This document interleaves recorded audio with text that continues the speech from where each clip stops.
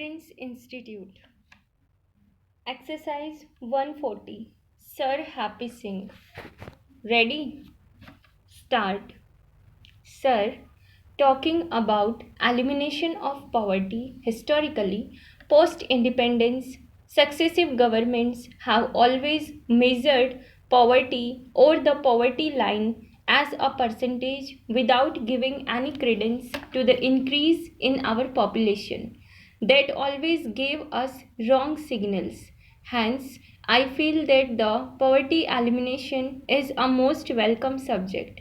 I am confident that the numerous measures that they have adopted already would improve the standard of living of the common people. This would automatically eliminate poverty.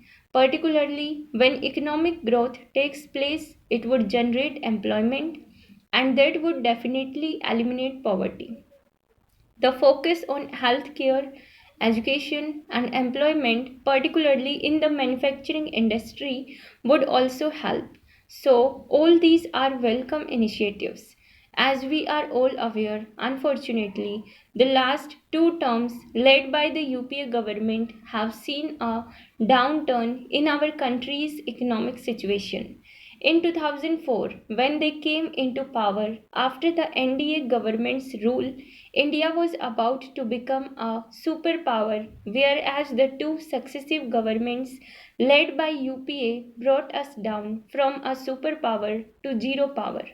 In such a situation, my party feels that all the initiatives taken by this government give out a lot of hope and confidence that there would be economic reforms and growth. Sir, there is a mention about improving the quality of life in our villages through an empowered Panchayati Raj system. This initiative would definitely help our rural India to grow extremely well. Sir, increase in investments in agriculture sector, both public and private, especially agri infrastructure, has been mentioned. It is a long pending issue. Majority of our country's population is dependent on agriculture. Despite knowing this extremely well, successive governments never bothered to provide a level playing field to our farmers by creating cold storage facilities, building food processing units near the crop fields, etc.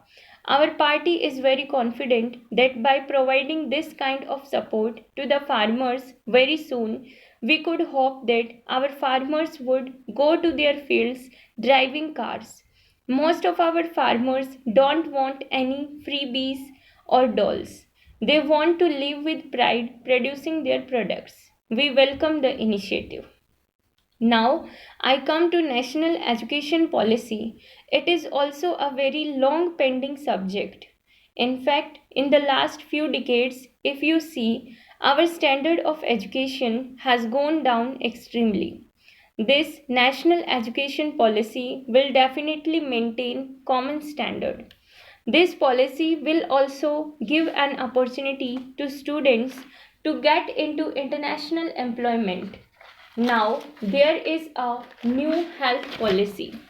We welcome the new health policy where holistic healthcare like yoga, Ayurveda, etc. is also introduced, which is affordable by common people. Unlike allopathic medicines, these medications don't have any side effects.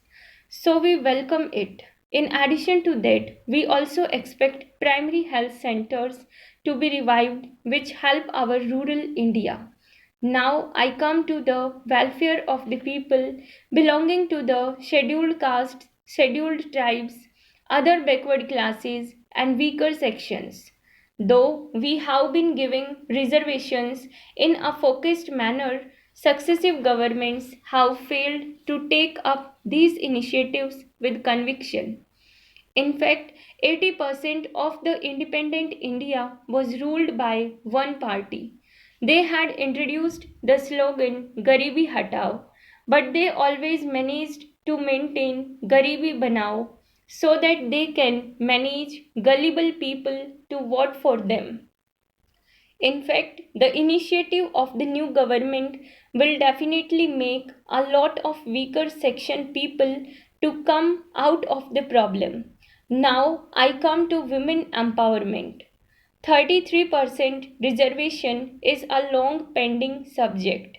Although it has been passed by this House, it is kept pending. Our party welcomes the initiative of the new government.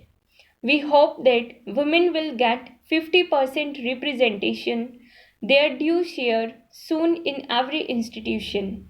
Now, specific development models for the special needs and unique problems of coastal, hilly, and desert areas.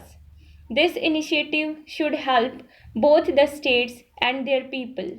Now, I come to e governance. As you are all aware, e governance was originally initiated by our present Chief Minister of Andhra Pradesh. He is known as modern architect for using information technology.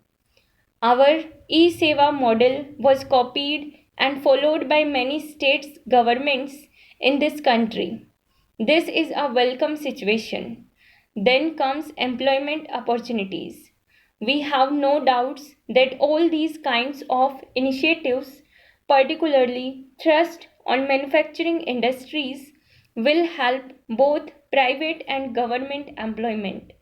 That will make all our youngsters to get into jobs.